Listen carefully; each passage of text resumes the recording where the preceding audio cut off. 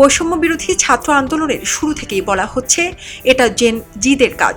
দেয়ালের গ্রাফিতিতে, স্লোগানে, মিছিলে, প্ল্যাকার্ডে যে সকল ভাষা আর শব্দ ব্যবহার করা হয়েছে এগুলো জেনারেশন জেডের ভাষা ও শব্দ।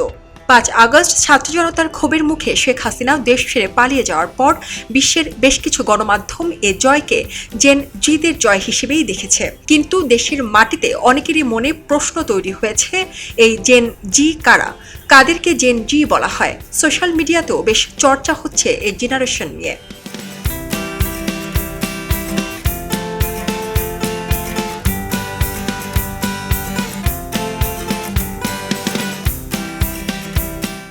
লন্ডনের একজন স্কুল শিক্ষক অ্যালেক্স অ্যাথারটন জেন জিদের নিয়ে লেখালেখি করেন নিয়মিত।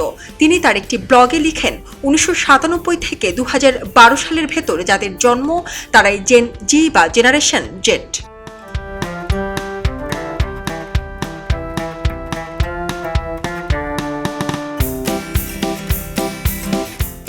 বর্তমানে জেন জি প্রজন্মের সদস্যদের বয়স 12 থেকে 27 বছর।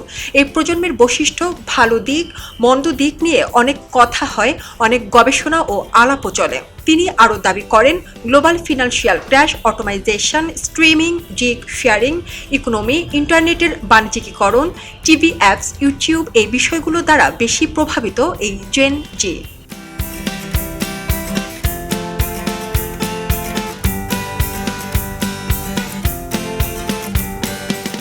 এই জেনারেশনই আগামীর পৃথিবীর চালিকা শক্তি। তাদের মেধা, মনন আর শ্রমেই বিনির্মাণ হবে প্রযুক্তি নির্ভর দুনিয়া। বাংলাদেশও পিছিয়ে থাকবে না সেই দৌড়ে, এমনটি আশা সবার। ডেস্ক রিপোর্ট, খবরের কাগজ।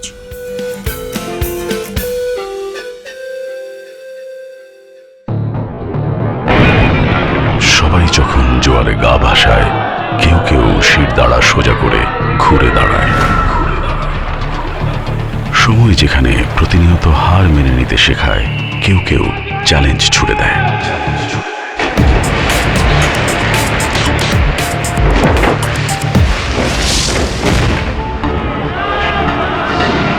পক্ষপাতের ভিড়ে আজ থেকে কোনো পক্ষ নয়, খবর হবে নিরপেক্ষ।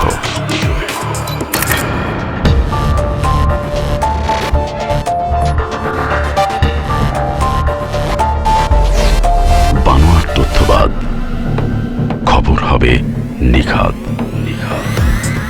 ভেঙে গুজবের শিক, খবর হবে নির্ভীক। এলো মুক্ত চিন্তার স্বাধীন দৈনিক খবরের কাগজ। এখন খবর হবে নিখাত, নির্ভীক, নিরপেক্ষ।